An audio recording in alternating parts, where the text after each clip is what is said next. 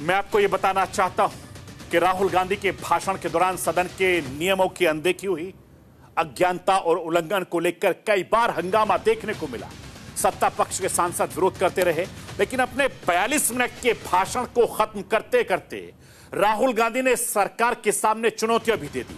राहुल गांधी ने कहा कि वो किसानों को एमएसपी की कानून की गारंटी दिलाकर रहेंगे।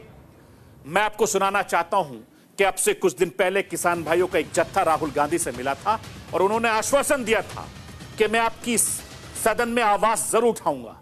राहुल गांधी क्या कुछ कह रहे हैं सदन में, सुन लीजिए। हमारा एक्सपेक्टेशन था कि जो अन्नदाता है, जो सरकार से सिर्फ एक चीज मांग रहा है, लीगल गारंटीड एमएसपी। हमें लगता था कि ये कोई बड़ा काम नहीं है सर, ये इतना बड़ा काम नहीं है।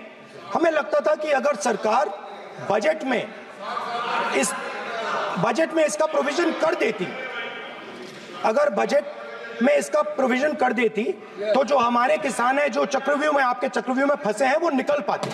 ये हमारी थिंकिंग थी, मगर आपने नहीं किया। तो मैं यहां इंडिया गठबंधन के तरफ से गारंटी देता हूं कि हम ये काम करके दिखा देंगे। जो आपने अपने बजट में नहीं किया वो मैं हिंदुस्तान के सब किसानों से कहना चाहता हूं, गारंटीड लीगल एमएसपी हम इस सदन में पास करके आपको देंगे।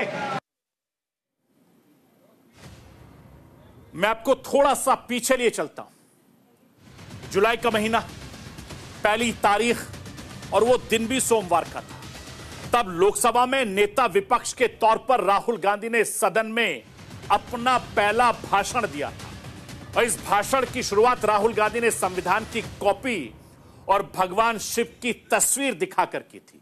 राहुल गांधी ने अपने भाषण में अभय मुद्रा का जिक्र किया, जिसकी काफी चर्चा हुई। और इस भाषण के दौरान इसी महीने की आखिरी में, यानी 29 जुलाई को, आज का दिन, सोमवार का दिन, और एक बार फिर से राहुल गांधी ने बजट के बहाने कई मुद्दों पर मोदी सरकार को घेरा। राहुल गांधी ने फिर भगवान शिव का जिक्र किया, लेकिन राहुल गांधी इस भाषण में चक्रव्यूह शब्द केंद्र में रहा है।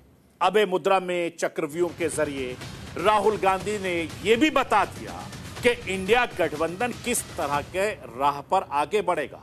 लोकसभा चुनाव के दौरान जिस तरीके से राहुल गांधी से लेकर तमाम विपक्ष के नेता ने जातिगत जनगणना का मुद्दा उठाया था, ठीक उसी तरीके से एक बार फिर से राहुल गांधी ने बजट के बहाने जाति जनगणना का मुद्दा सदन में उठा दिया।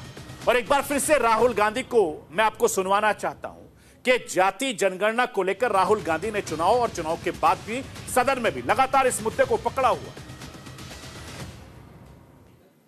में जाति जनगणना की बात उठे, जो पूरा देश चाहता है। 90% हिंदुस्तान जाति, 95% जाति जनगणना चाहता है। कौन चाहते हैं? दलित चाहते हैं, आदिवासी चाहते हैं, पिछड़ा वर्ग चाहता है, गरीब जनरल कास्ट के लोग चाहते हैं, माइनॉरिटी चाहते हैं, सब चाहते हैं, क्योंकि सब लोगों को यह पता लगाना है कि हमारी भागीदारी कितनी है, हमारी हिस्सेदारी कितनी है। मगर सर, मैं देख रहा हूं सर, सरकार हलवा बांटती जाती है, और बांटता कौन है? वही 2-3% लोग, और बंटता किसको है? वही 2-3% लोग।